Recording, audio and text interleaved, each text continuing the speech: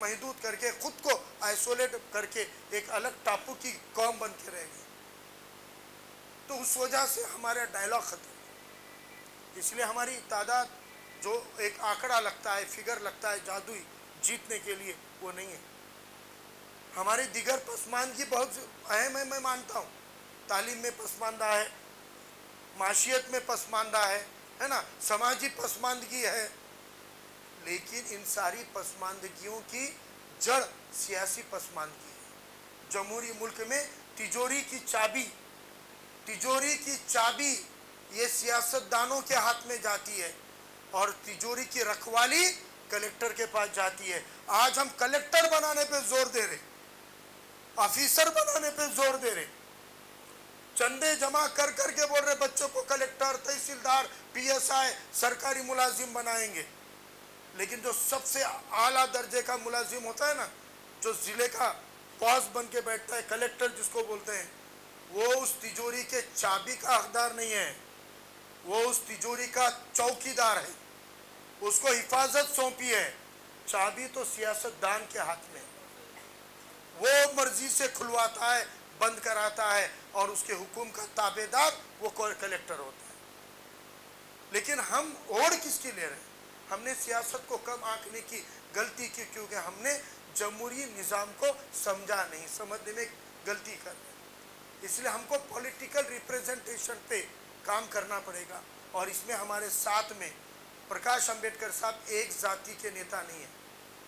उनके पीछे मैं आपको बताऊं कि सिर्फ अकोला एक ज़िले में इतने महरूम तबकात को उन्होंने ग्राम पंचायत मेंबर, ग्राम पंचायत का सरपंच, पंचायत समिति का मेंबर, जिला परिषद का मेंबर, सभापति, उपसभापति, जेडपी अध्यक्ष, उपाध्यक्ष के ओहदे दिए। दिगर तबकों के साथ साथ मुसलमानों को भी प्रकाश अंबेडकर साहब ने जितने मैंने ओहदे गिनाए हैं, अकोला, वाशिम, बुल्ढाना, ये 3 जिलों में जितने मुसलमानों को जिला परिषद का मेंबर, पंचायत समिति का मेंबर, पंचायत समिति का सभापति, उपसभापति, जिला परिषद का उपाध्यक्ष, जिला परिषद का अध्यक्ष, ये ओहदों पे अकेले ये 3 जिलों में प्रकाश अंबेडकर साहब ने दिए हैं। बाकी के 32 जिलों में भी मुसलमानों को उतने मौके नहीं मिले।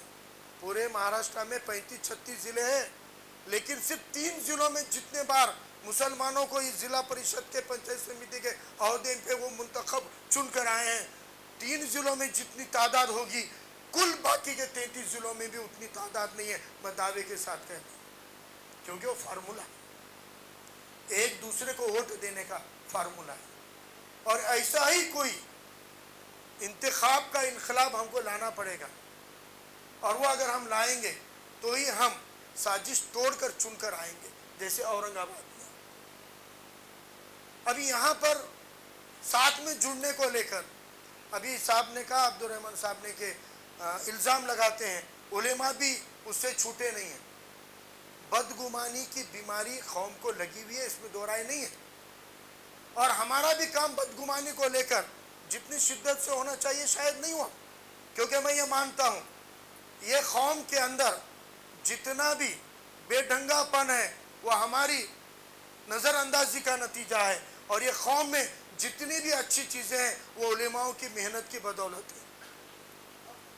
उलेमाओं की मेहनत की बदौलत आज जो हक पे है। अगर सबसे कम शराब पीने वाली कौम मुल्क में कोई है तो मुसलमान है। सबसे कम जिनाखोरी करने वाली कौम कौन सी है तो मुसलमान है, जो इन चीज़ों में नहीं है। लेकिन इसके पीछे मेहनत उलेमाओं की है। खुदकुशी करने वालों में सबसे कम तादाद मुसलमानों की है। क्यों है? मेहनत उलेमाओं की है। तब खूबियों के लिए उलेमा जिम्मेदार है, लेकिन कुछ कमियों के लिए भी हमारे नज़रअंदाजी ही जिम्मेदार है। बदगुमानी की बीमारी इस कौम को इतनी तेज़ी से फैली है कि हमने कभी उनको बदगुमानी को एक बड़ा गुनाह है यह एहसास दिलाने में शायद कम पड़ गए। क्योंकि मुसलमान कुछ भी हो गया तो सूअर का गोश्त नहीं खाता, क्योंकि वो हराम है। दूसरा, फिल्म देखना हराम है तो फिल्मों को जाने वालों की तादाद ज़्यादा है। जब दोनों काम हराम है, सूअर का गोश्त भी हराम है और फिल्म देखना भी हराम है, तो वो फिल्म देखने को उतना हराम नहीं मानता, वोट के लिए पैसे लेने को उतना हराम नहीं मानता। लेकिन सुअर के गोश्त को बहुत ज़्यादा मानता है, क्योंकि हमने उस शिद्दत से उसको चीज़ें उसके जहन में समझाई है। तो हमको अपनी शिद्दत बदगुमानी के लिए करनी पड़ेगी। लेकिन मेरा एक ही कहना है कि बदगुमानियों से डरकर हम खामोश नहीं रह सकते, क्योंकि बदगुमानी और इल्ज़ामात तो नबियों पर भी लगे हुए हैं, इसकी मिसालें हैं। वक्त के नबियों पर भी इल्ज़ाम लगे हुए हैं, बदगुमानियाँ लगी हैं, उन्होंने अपना काम नहीं रोका। उनकी सीख हमको कहती है कि हमको आगे बढ़ना पड़ेगा। मैं एक दो चीज़ें और आपको बताना चाह रहा हूँ। ऐसी बदगुमानियों से खाली आम मुसलमान, मेरे जैसा सियासी कार्यकर्ता ही नहीं, उलेमा ही नहीं, और आज इस पॉलिटिकल दुनिया में प्रकाश अंबेडकर साहब के जैसा एक ऐसा किरदार जो अपने दादा की लड़ाई को आगे बढ़ा रहा है।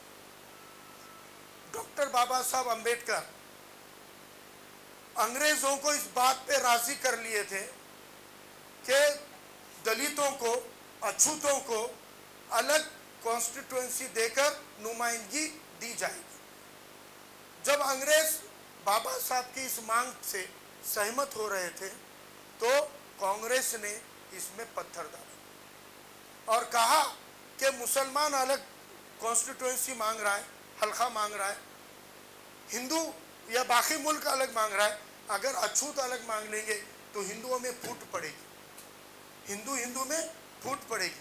छुआछूत मानने वाला, छुआछूत का शिकार ये अलग होगा तो फिर हिंदू की तादाद बढ़ जाएगी। इसको रोकने के लिए कांग्रेस ने डॉक्टर बाबा साहब अंबेडकर की मांग की मुखालिफत की। और जब अंग्रेजों ने कहा कि भाई अंबेडकर मानेंगे तो ठीक, नहीं तो हम तो देंगे, तो तब गांधी ने पूना की जेल में बाबा साहब के उस मांग के खिलाफ भूख हड़ताल किया। भूख हड़ताल, अखबार में खबरें आ रही है गांधी मरने को तैयार आ गए और वो मर जाएंगे, बाबा साहब अंबेडकर उनको बचा लो, देश का इतना बड़ा राष्ट्रपिता, देश का इतना बड़ा महात्मा आपकी वजह से दम तोड़ देगा, पूरे देश आपको